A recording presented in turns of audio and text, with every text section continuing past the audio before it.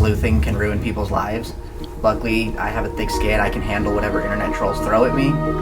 Today we speak with Jeremy, one of the neighbors next to the home where 4 University of Idaho students were brutally slain. Jeremy is one of the only neighbors who have spoken publicly to media ever since the internet has ripped his life apart, making wild accusations. I talk to the news, I'm a male next door, and so instantly that's suspicious.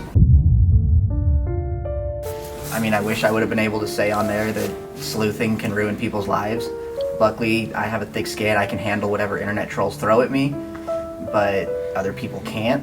And so in the future, it's just like, hey, be careful and cautious. Plus, like the thing on Twitter of, I don't even remember their name, absolutely nothing to go off of. It's like, he won't give DNA, and it's, the cops haven't asked me for DNA. Yesterday they came, they interviewed me, they asked if I would give DNA. I said absolutely. They didn't bring the kit with me with them because they don't bring the kits unless they're anticipating getting DNA. And so the officer asked if he could call me again. I said absolutely. So if I don't get a call from him in the next couple of days, I'll just go down to the station myself and give DNA.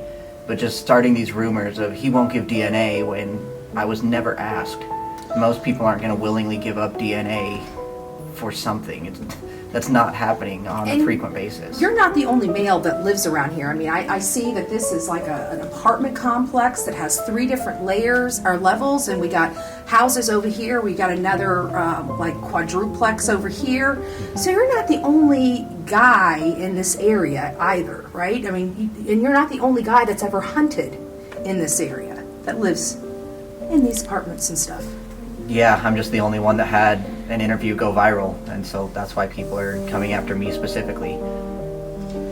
Now, you went to bed, about what time? I know they're going to probably ask, so about what time did you come in and call it a night that night?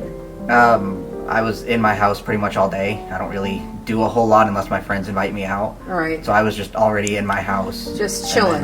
Yeah, just either watching TV or playing on my phone or something, sitting on my couch. And you weren't up running around town at 3 o'clock in the morning? Nope, I was in my bed asleep. Okay. What has the environment been like around here since everything has transpired? People are quiet. People are really quiet. They've just sort of disappeared, and it's just different. Right. And you have probably some friends around here that live in and around this area. Can you tell me how what they have expressed, like their feelings since all of this has happened? So I don't have any friends in this immediate area. I have a friend that's like a block or 2 down. Mm-hmm. He seems to be mostly unaffected just because he's far enough away from it. Mm-hmm. But yeah, the people in this area, I've said it, I don't talk to them, I don't know them. I see them walking by and I recognize them, that's it. Right. And so I don't know how they're feeling. Right, yeah, but I can imagine that the morale is really low around here. People are probably nervous, scared. I'm sure you probably are scared yourself, even though you're dealing with all this drama from, the social media world. How has this affected your daily life? It hasn't really. I mentioned the very first interview I did that I have started carrying a weapon on me. Mm-hmm. At this point now, it's more for the sleuths that may or may not try and come after me in person.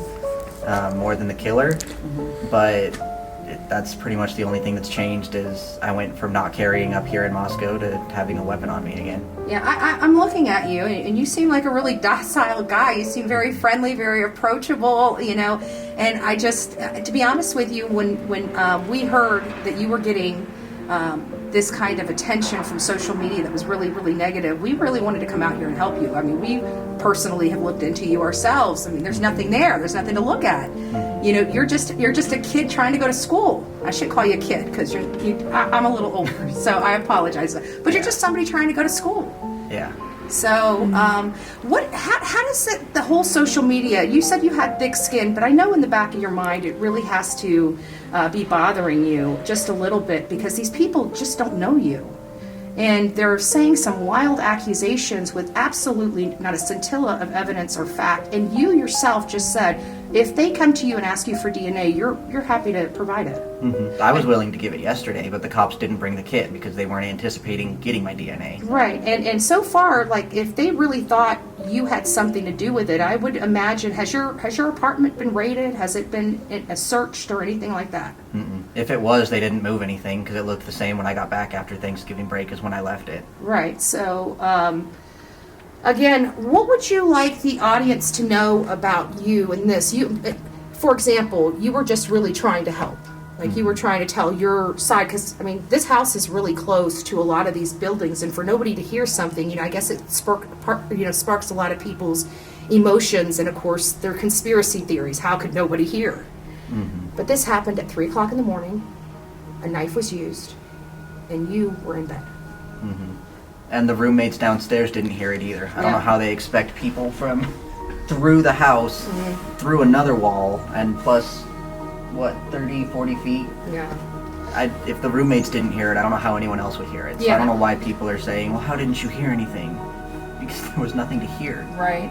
Does this house usually have music playing at different hours of the day and night? Is there a lot of people that come in and out of that house that you're aware of or have seen?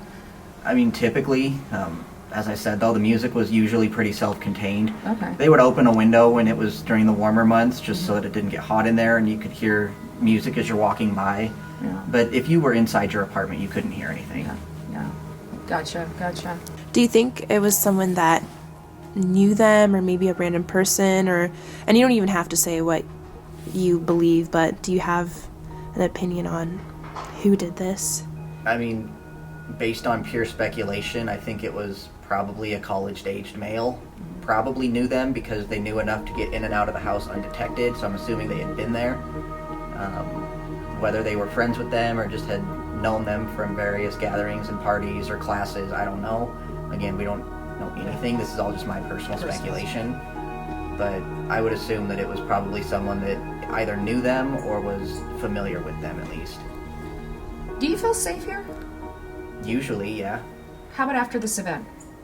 I mean, from the killer, the first couple days definitely was a little bit sketchy because the police said there was a quadruple homicide. The person is out and about. We don't know who it is. So, I mean, for those first couple days, it was definitely like, oh, wow, better watch your back. But then after that, nothing else had really happened. So it's like, all right, it's still a threat, but it's not like an active, like I'm constantly like looking over my shoulder type of thing. Yeah. And then now at this point, like I said, it's mostly just me worried for the sleuths that may or may not want to try and come for me based on nothing. Yeah.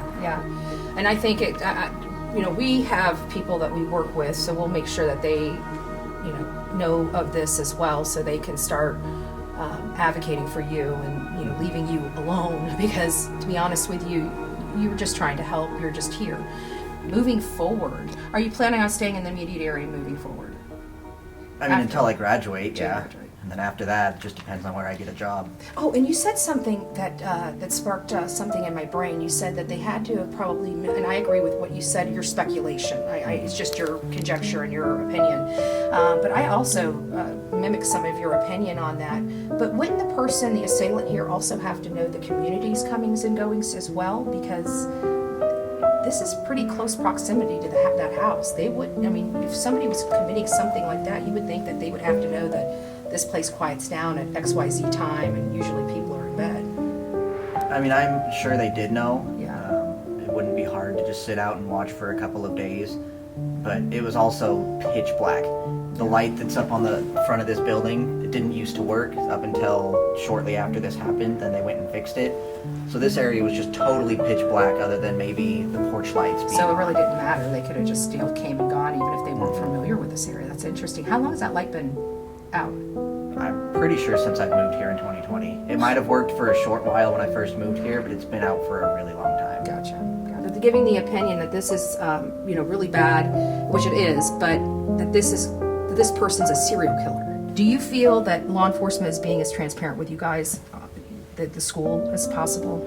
No. You know? I think it's partly to preserve the investigation, because if they come out and say we think it was X or Y or Z, everyone's going to start freaking out. People are going to start doing more digging into stuff that may be irrelevant. So I think they're trying to keep it pretty centralized so that they can do what they need to do without outside interference. But when they say targeted and personal, you believe that when they say that, as opposed to, say, a serial killer that they're keeping under wraps. You don't think they would be just deceptive. I mean, I don't see them being deceptive about that. I mean, considering 2 of the roommates were unharmed, I do think it was a targeted thing. If it was a serial killer, all 6 All of them would have been been done, yeah. I agree. After speaking with Jeremy, he appears to have no involvement in this quadruple homicide. He appears to be sincere and honest. Just a college kid working on a degree.